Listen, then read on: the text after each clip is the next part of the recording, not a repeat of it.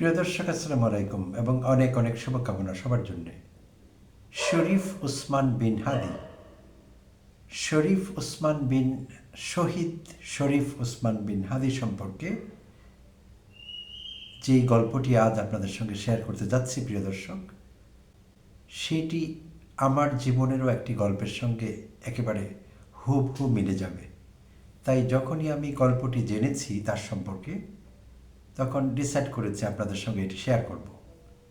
এবং ইন্টারেস্টিংলি, চমৎকারভাবে একই ঘটনা আমার জীবনেও ঘটেছিল, এবং শুধু আমার জীবনে না, আমার ওয়াইফের জীবনেও ঘটেছিল আসলে।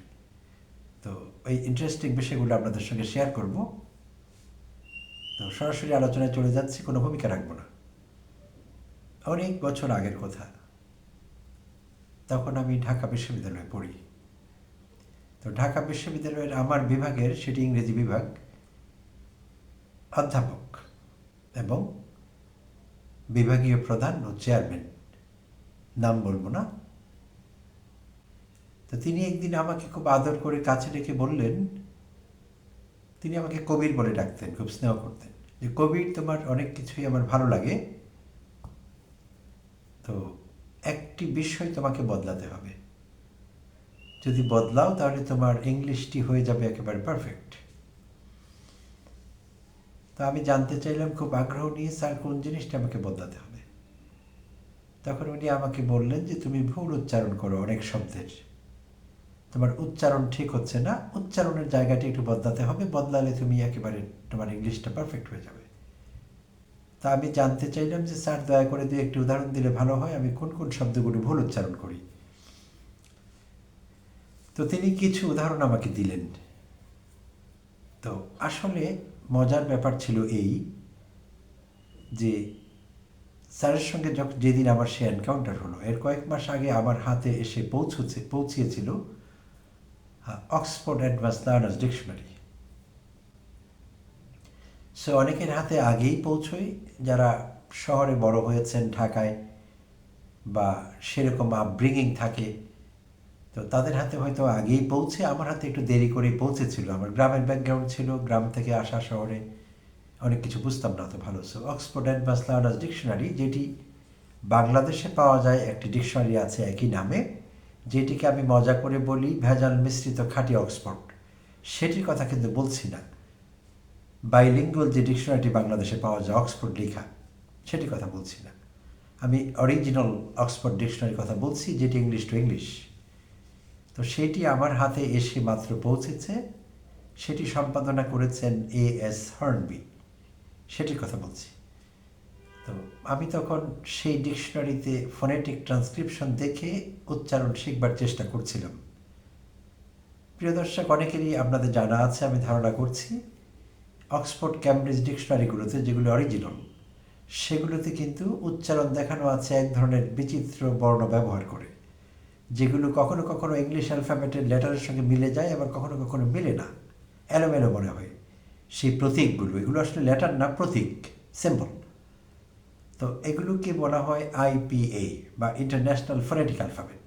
পৃথিবীর সব ভাষাই কিছু ইমপারফেকশন আছে, বিশেষভাবে সাউন্ডের দিক থেকে। কোনো ভাষাই পারফেক্ট না, সবগুলো সাউন্ড কোনো একটি নির্দিষ্ট ভাষার বর্ণমালা দিয়ে বোঝানো যায় না। তাই ভাষা বিজ্ঞানীরা বহু আগে, কয়েক দশক আগে, একটি বর্ণমালা আবিষ্কার করেছেন, IPA, ইন্টারন্যাশনাল ফোনেটিক অ্যালফাবেট। তো সেই ফোনেটিক অ্যালফাবেটের লেটারের মতো দেখতে যেই প্রতীকগুলো আছে, সেগুলোকে ইংরেজিতে বলা হয় সিম্বল বা ফোনেটিক অ্যালফাবেট, এবং ইন্ডিভিজুয়ালি সিম্বল কিংবা ফোনিমও বলা হতে পারে, ফোনিম। তো সেই ফোনিম দিয়ে অক্সফোর্ড ক্যামব্রিজ ডিকশনারিগুলোতে ইংরেজি শব্দের উচ্চারণ দেখানো হয় সবসময়। তো আমার হাতে সেই ডিকশনারি এসে পৌঁছেছে, তো আমি অনেক ইন্টারেস্ট নিয়ে সেগুলো পড়বার এবং শিখবার চেষ্টা করছি। বেশ খানিকটা শিখেওছিলাম তখন। তো আমার টিচার আমাকে বলছিলেন, অধ্যাপক যার কথা বললাম, ইংরেজি বিভাগের প্রধান এবং চেয়ারম্যান সেই সময়, সারা জীবন ইংরেজি পড়িয়েছেন তিনি, অধ্যাপনা করেন, এবং শেষ পর্যায়ে ছিল তার সম্ভবত রিটায়ারমেন্ট বোধহয় অ্যাপ্রোচ করছিল। তো তখন তিনি আমাকে বলছিলেন যে আমি শুদ্ধ যা যা শিখেছিলাম, আমি সেগুলো বাদ দিয়ে যাতে প্রচলিত উচ্চারণ, বাংলাদেশের বেশিরভাগ মানুষ যে উচ্চারণটি করেন, সেটিকে ডিকশনারির ভাষায় বলা হয় স্পেলিং প্রোনাউন্সিয়েশন, অর্থাৎ একটি ইংরেজি শব্দ যেভাবে বানান করা আছে বানান অনুযায়ী উচ্চারণ করবার রীতিকে বলা হয় স্পেলিং প্রোনাউন্সিয়েশন, এবং অভিধান বলে দিয়েছে এটি ইনকারেক্ট, অর্থাৎ অ্যাকর্ডিং টু স্পেলিং উচ্চারণ করতে নিষেধ করা হয়েছে। তাহলে কিভাবে করতে হবে?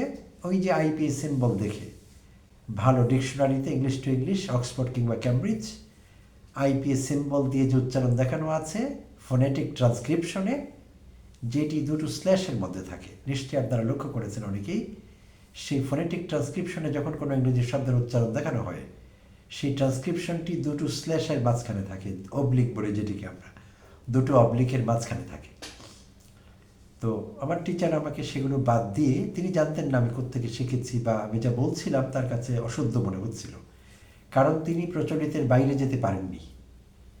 তিনি বিদেশি ডিকশনারি হয়তো কখনো কনসাল্ট করবার সুযোগ পাননি, তার অধ্যাপনার লাইফ কিন্তু শেষ হয়ে গেছে। তাই তিনি আইপিএ কি জিনিস জানেন না, নামও শুনেছেন কিনা আমার যথেষ্ট সন্দেহ আছে, কারণ তাহলে তো তিনি জানতেন বিষয়টি কি, অন্তত গ্যাস করতে পারতেন। তো বোঝা গেল আগাগোড়াই তিনি অজ্ঞ ছিলেন বিষয়টিতে, আইপিএ বলতে যেটি বিষয় আছে তার জানা ছিল না। কিন্তু ইংরেজির অধ্যাপকের জন্য এটি জানা কিন্তু একেবারে ফরজে আইন ছিল, তিনি সেটি জানতেন না। তো খুব কষ্ট পেয়েছিলাম। আমি সেদিন তাকে বলেছিলাম, আচ্ছা স্যার, কি আচ্ছা সামনে আর বলিনি, যদি বলি আচ্ছা আপনার মতো করেই করব তাহলে তো ভুল প্রতিশ্রুতি দেওয়া হবে, আমি সেটি করিনি। আচ্ছা বলে সেদিন তার কাছ থেকে রেহাই পেয়েছিলাম। আচ্ছা, তো একটি ছোট্ট উদাহরণ দিব, আপনাদের বিরক্তি চলে আসবে বেশি বললে, একটি শব্দ শুধু বলবো। যেমন তিনি আমাকে উদাহরণ দিয়ে বলেছিলেন অনেকগুলো শব্দের কথা, যে এই শব্দগুলো তুমি ভুল বলো। তার মধ্যে একটি শব্দ হলো, আমরা প্রায়শই বাংলাদেশে একেবারে উচ্চশিক্ষিত লোকসহ, অধ্যাপক, ডাক্তার, মুক্তার, উকিল, আক্তার যেই হন, এই শব্দটিকে আমরা বলে থাকি প্রসিডিওর। কোনো কাজ করবার পদ্ধতি, কার্যপ্রণালী বা কার্যপদ্ধতি, প্রসিডিওর একটি শব্দ আমরা ইংরেজিতে ব্যবহার করি, আর উচ্চারণ করি শব্দটির প্রসিডিওর। আসলে এই শব্দটি ইনকারেক্ট, আমরা এটি স্পেলিং প্রোনাউন্সিয়েশন করবার চেষ্টা করি বানান দেখে। আসলে ডিকশনারির শুদ্ধ উচ্চারণ হলো প্রসিজার। ভেবে দেখুন, অনেক পার্থক্য কিন্তু, প্রসিডিউর এবং প্রসিজার। তাহলে শুদ্ধ উচ্চারণটি হলো প্রসিজার। ব্রিটিশ সাউন্ড করতে চাইলে আপনি শেষের আর সাউন্ডটি বাদ দেবেন, প্রসিজার। আর আমেরিকান সাউন্ড করতে চাইলে আর থাকবে, প্রসিজার। সো তার নির্দেশিত কয়েকটি ভুল যিনি নির্দেশ করেছিলেন আমার জন্যে, আসলে সেটিই সত্য ছিল আমি যেভাবে বলছিলাম। তো এই প্রসিজার শব্দটি ছিল উদাহরণ দেবার জন্যে আমার মনে থাকা শব্দগুলোর মধ্যে একটি। তো এই ছিল আমার বিষয়। অনেক বছর পর আমার ওয়াইফ আবার ঢাকায় একটি প্রাইভেট ইউনিভার্সিটিতে ইংলিশে অনার্স পড়ছিলেন। তার অধ্যাপক তাকেও খুব পছন্দ করতেন, আমার ওয়াইফকে। তো আমি যে অধ্যাপকের কথা বলছি তারও নাম বলবো না, তিনি রাজশাহী ইউনিভার্সিটি থেকে অধ্যাপনা করে রিটায়ার করেছিলেন ফুল অধ্যাপক হয়ে। তো রিটায়ার করে তিনি ঢাকার সে প্রাইভেট ইউনিভার্সিটির ইংরেজি বিভাগের হেড অফ দ্য ডিপার্টমেন্ট এবং চেয়ারম্যান ছিলেন। এবং তিনিও একদিন আমার ওয়াইফকে ডেকে বলেছিলেন যে তোমার ইংরেজিটা ভালো, অনেক কিছু ঠিক আছে, বাট তুমি উচ্চারণে ভুল করছো, তোমার উচ্চারণটি ঠিক হয়ে গেলে খুব ভালো হবে। তা আমার ওয়াইফও জানতে চাইলেন যে কীরকম হতে পারে বা আমি কি ভুল করছি। তো সেই অধ্যাপকও একই ভুল করলেন, তিনিও বললেন তুমি এই ভুল করছো, এই হওয়া উচিত। অর্থাৎ তিনিও প্রচলিতের বাইরে যেতে পারেননি, তিনি আইপিএস সিম্বল সম্বন্ধে কোনো ধারণা রাখতেন না, এবং শুদ্ধ উচ্চারণ বলতে যেটি কথা আছে ইংরেজিতে, বাংলায় যেমন আমরা প্রমিত বাংলা প্রমিত উচ্চারণ বলি, ইংরেজিতেও আছে স্ট্যান্ডার্ড প্রনাউন্সিয়েশন।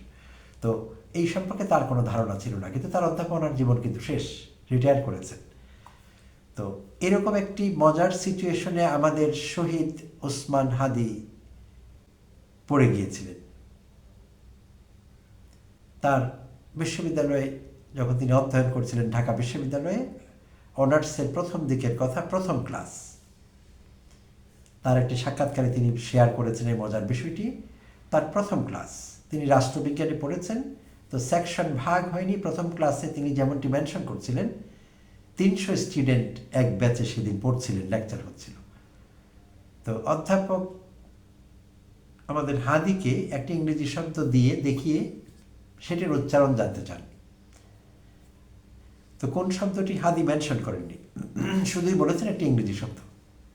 তো যাই হোক, তো সেই শব্দের উচ্চারণ জানতে চান। তো আমি ধারণা করছি হয়তো শব্দটি পলিটিক্যাল সায়েন্সের কোনো টার্ম হবে, আচ্ছা, অথবা জেনারেল ইংলিশও হতে পারে।